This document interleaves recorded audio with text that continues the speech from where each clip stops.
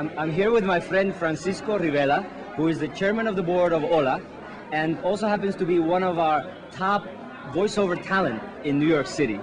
We've had the opportunity to work together, and I'm honored to call him my friend. Francisco, tell me a little more about what HOLA has meant to you over the years. Well, you know, it's so difficult.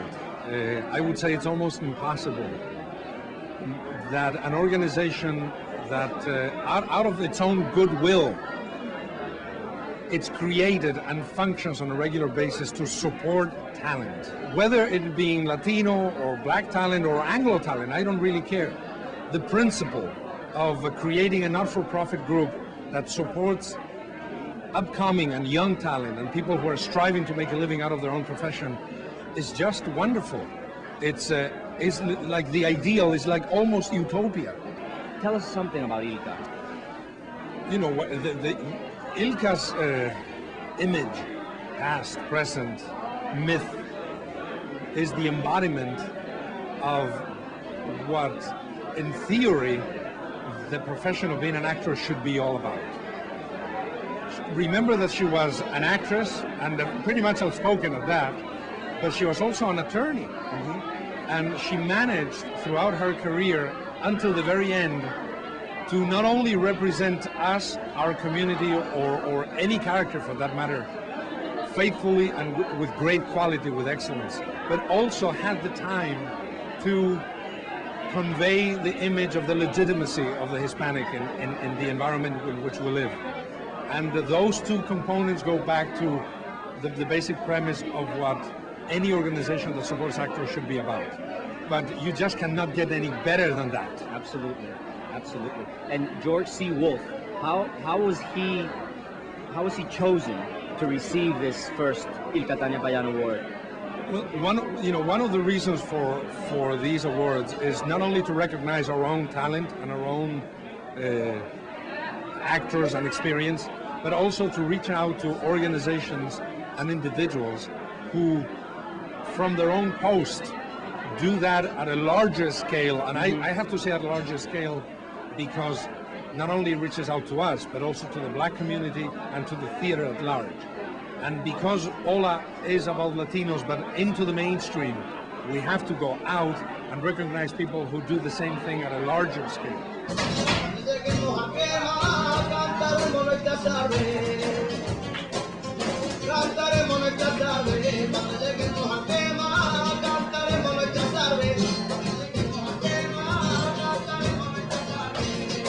Thank you for your time. Right. I know you have a lot to do, and Great. talk to you soon. Thank you.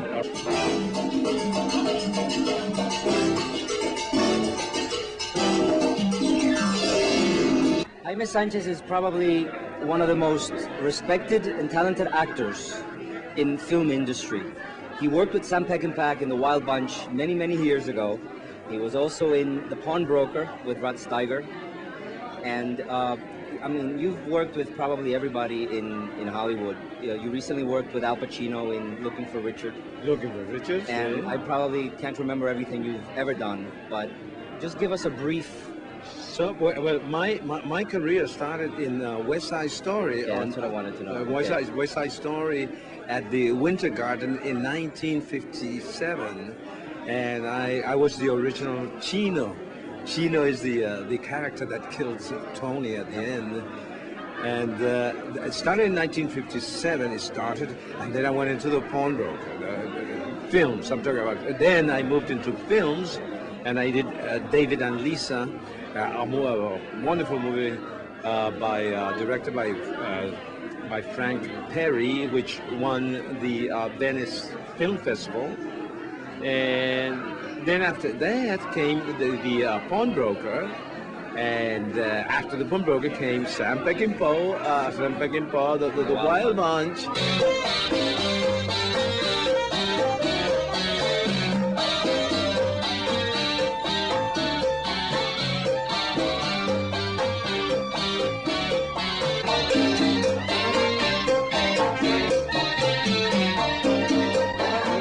Where do you see Latinos going in the next millennium? Well, I think we're going to basically be everywhere, so watch out. The Latino community is very strong. The artists are coming together, and it's a great moment for us to come into the millennium. Absolutely. Well, thank you for being here tonight. Thank you. Look It was absolutely a pleasure. fabulous. It was great fun.